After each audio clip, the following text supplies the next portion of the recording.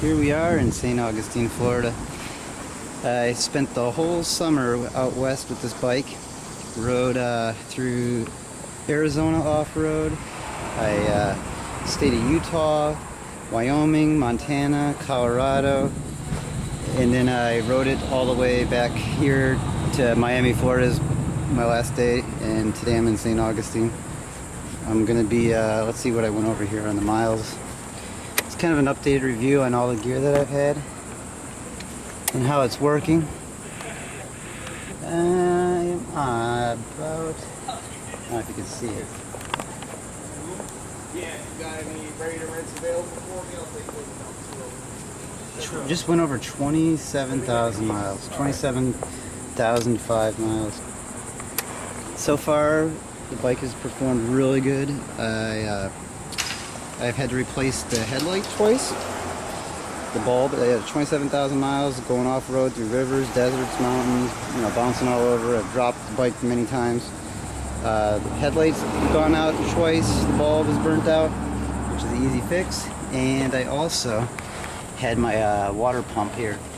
This started leaking through the C-pole right here. And they had to replace the water pump, and that was under warranty, so that all worked out good. I started out doing these backcountry routes using the hard cases. I went to soft-sided luggage due to its lighter, and going hard off-road, when the bike is lighter, it's a lot easier. So I went with giant loop, soft-sided Great Basin luggage. Works really well. One time in northern Utah, I was in really heavy rain for a day. It did leak in. They don't claim to be waterproof, water resistant, but it did leak. But I dried it out. For the most part, everything stays dry in there, and I have the pods in there to help make packing easier. I also have my sleeping bag and my pillow in a watertight bag, and then I strap my tent, and then I also put my camping chair along with my sandals and stuff in there. And this trip I brought my a backpack along to put all my dirty clothes in there, and hence that's why the backpack's bigger than normal, because I'm on my last day of my trip for all the summer going back to Miami. I had a Cortec mini tank bag on there, and the zipper wore out on me and everything, so I did buy a new Cortec tank bag mini, and it works real nice. And I put my phone charger in there and my cameras in case I see some cool wildlife. Quick whip out the camera, take pictures of it, my cell phone and stuff. So it's a real nice bag. I really like the Cortec. It fits on there and looks real nice too, I think, with how it is.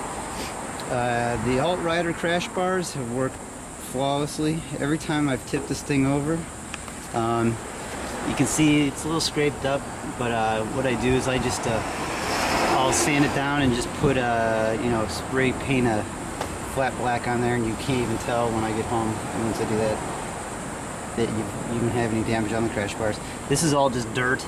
Like I said, I probably put on around 9,000 miles throughout this last trip in the last 2 or 3 months. A lot of off-road. Let's see here. Here's one thing that I put on this bike that really made a difference through the backcountry of Arizona, and the rest of this summer was Scott's steering dampener. It made going through sand, well, I still suck at going through sand. I don't know if that'll ever change, but going over roads where it's big rocks, the size of little bowling balls, not that big, but they're big. And I basically, my technique is with the steering dampener on there, I put it in second gear and just try to pick a best line and hold it and go across the rocks. So then also, I got the TourTech locking mount for the Garmin Montana 650T. The locking mount works really nice. I'm kind of on the fence about the Garmin Montana 650T. It is an awesome GPS, but when you go to zoom around on the map, sometimes the loading, it takes 10-15 seconds for it to load a new area and you know, when you're trying to ride and look at stuff, it's probably not recommended, but it's a long time to have to wait till to try to find things on there. So I also have the cramp buster for extended periods of slabbing it on the highways. Makes it easier to just hold the throttle down. And then of course I got the Tour Tech bark buster guards. Work really good. As you can see, I've tipped it over. Oh, I can't see very well, but I've tipped this bike over a couple times and no damage, just a little bit of scrapes where it hit a little bit. Can't even tell. So, oh, the other issue, or the other thing is, I had TKC 80s on there, on the front and rear, on the first half of the journey. Oh, actually, that was last year when I had them on, for my journeys last year, off-road. This year, I went with the Karoo 3s. I think the Karoo 3s wear better than the TKC 80s. Like the TKC 80s up front would wear unevenly on the tread pattern, and these knobbies all wore real even, so that's one good thing. It's probably hard to see with the sun. And as you can see, I don't know, it's got it is getting down there. Like I said, it's about 9,000 to 10,000 miles, and about across the whole United States, and about 4 of those states were a lot of off-road. And on the rears, they are wearing down, so as you can see, it's getting pretty good worn down, so I'll probably need a new set when I get back to Miami today. Another 5-6 hours of riding. And for my gear, I have 2 sets of gloves. In the Colorado, I used a BMW warm waterproof pair, and then I also used Icon thinner ventilated glove for in the warm climate. I bought the Icon variant construct.